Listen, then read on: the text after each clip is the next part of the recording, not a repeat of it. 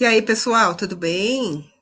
Bora, vamos lá para mais uma aula? Então vamos lá. Uma aula de língua portuguesa para o oitavo ano, aula número 35. E gênero textual infográfico é o nosso assunto. Ih, gente, tá escrito errado, hein? É textual com X, digitei errado ali, beleza? Mas é uma letrinha embaixo do teclado, o S e o X são pertinho, desculpa aí, tá? Vamos lá, continuando. Bom, primeiro vamos entender, a gente já viu o gênero gráfico, e a gente vai ver o infográfico. Eles são bastante parecidos, tanto na função como em algumas características, mas eles têm, assim, eles são visualmente diferentes, tá? Então, primeiro vamos entender o que é o infográfico. O infográfico, ou a arte da infografia, nossa, infografia, é caracterizado por ilustrações explicativas sobre um tema ou assunto. Então, a diferença é que é ilustrativo, basicamente ilustrativo. Você vai entender as informações que estão passadas ali por causa da ilustração, tá? Infográfico é a junção das palavras info, de informação, e gráfico, de desenho, imagem, representação visual. Ou seja, um infográfico é um desenho ou imagem que, com o auxílio de um texto, explica ou informa sobre um assunto que não seria muito bem compreendido somente com um texto. Gente, às vezes o visual faz toda a diferença para alguma coisa. De repente você não está entendendo, a pessoa está explicando, está falando, você não entendeu. Mas se faz um desenho, às vezes facilita. Não é à toa que tem aquela brincadeira, oh, quer que eu desenhe? Né? Porque a imagem sempre ajuda melhor a gente a compreender as coisas. Então vamos lá. Os infográficos são muito utilizados em jornais, mapas, manuais técnicos, educativos e científicos, e também em sites, tá? Justamente, gente, porque ele consegue acumular num espaço menor e bastante interessante várias informações diferentes. Então a gente bate o olho ali e já consegue captar melhor do que ficar lendo páginas e páginas, certo? É um resumão, só que com ilustração. Ó, rimou. Vamos lá. Quais são os elementos, então, que existem dentro do infográfico? Olha lá. A gente tem textos, tem quadros, legendas, mapas, números, ícones, fundos, tabelas, ilustrações, fotografias. Tudo isso pode ser que eu ache dentro de um infográfico, tá? Não obrigatoriamente existem todos esses itens, tá? Isso aí vai depender muito do tipo de infográfico que você está criando, ou que você está lendo, né? Mas, de qualquer maneira, esses são os itens principais. E quase todos estão sempre ali naquele infográfico para facilitar a leitura de alguma informação. Então, vamos lá. Bom, se tem um infográfico, a gente tem tipos diferentes de infográfico que servem para determinadas coisas. E também, na verdade, ele tem uma variação bastante grande, né? Você pode usar essas informações, essas imagens, de várias maneiras diferentes. Não tem uma única regra, tá? Mas vamos lá.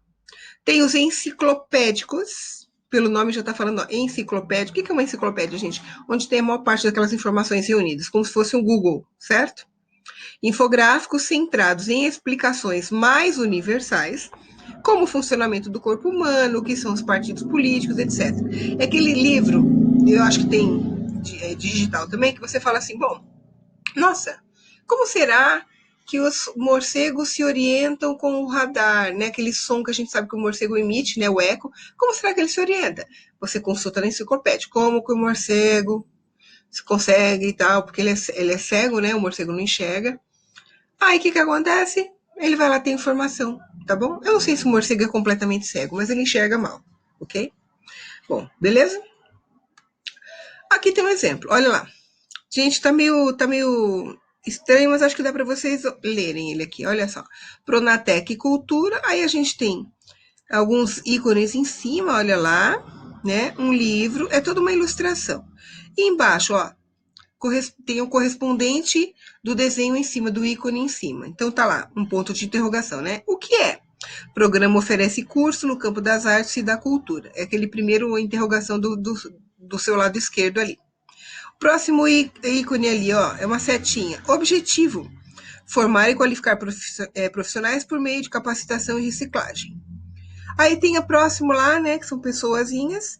Público prioritário: trabalhadores e beneficiários dos programas federais de transferência de renda. Programa de transferência de renda, gente, é o estilo Bolsa Família, tá? Transfere renda do governo federal para famílias de baixa renda ou que tem alguma dificuldade, tá?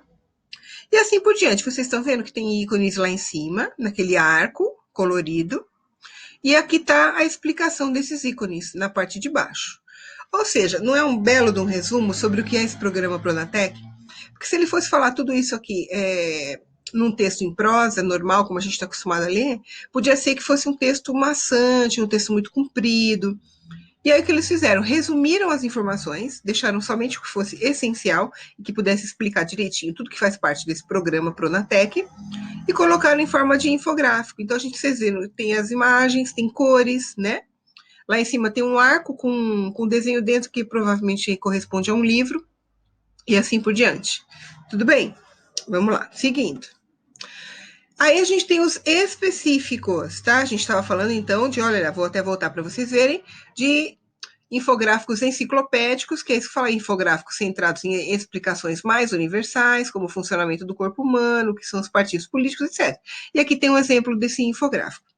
E aí depois, infográficos específicos. O quê? Gente, o que quer dizer isso?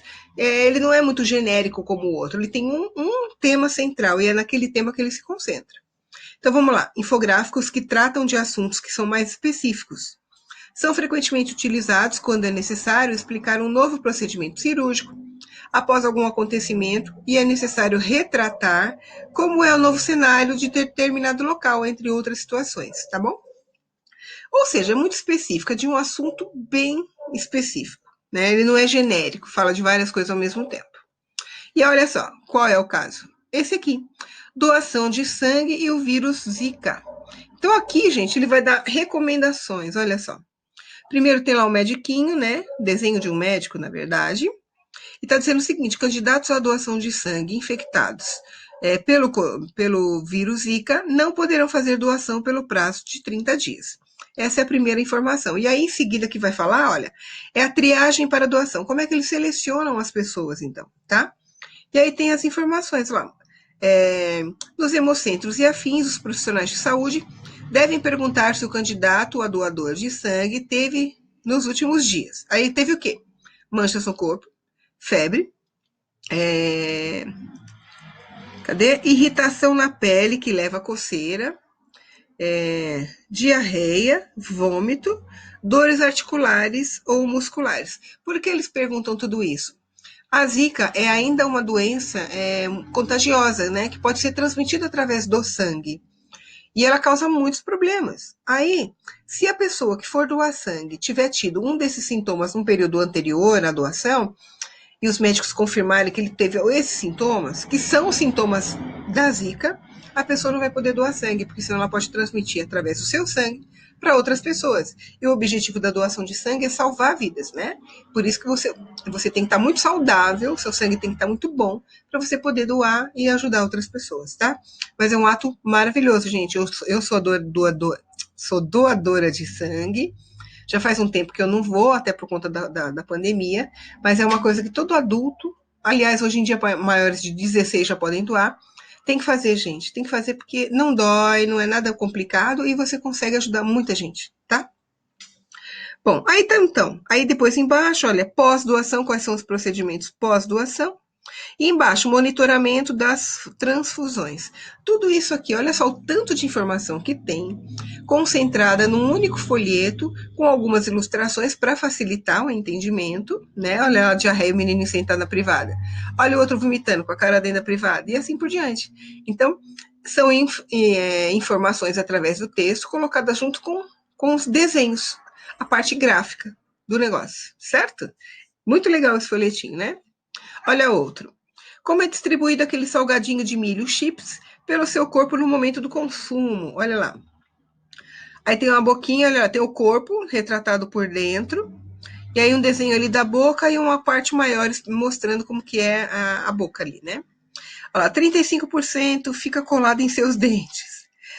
10% vira farelo e é desperdiçado. Aí do lado de lá, 15% fica colado em seus dedos. 40% desce para o seu estômago. Bom, essa é uma lógica, é uma brincadeira, mas você viu que o infográfico ele pode ser usado para várias coisas, não situações só sérias, pode ser também uma situação de tiração de sarro, vamos dizer assim, tá bom? Ai, gente, é bem legal essa questão dos infográficos, né? Se você olhar em vários sites, revistas, no nosso livro, vocês vão achar vários tipos de infográfico, né? E como hoje em dia ele é muito usado porque facilita demais as pessoas entenderem as informações que as pessoas que outras pessoas querem passar, então, cada vez mais vocês vão ver esses infográficos, tá? Na televisão a gente tem, às vezes, nos jornais, né?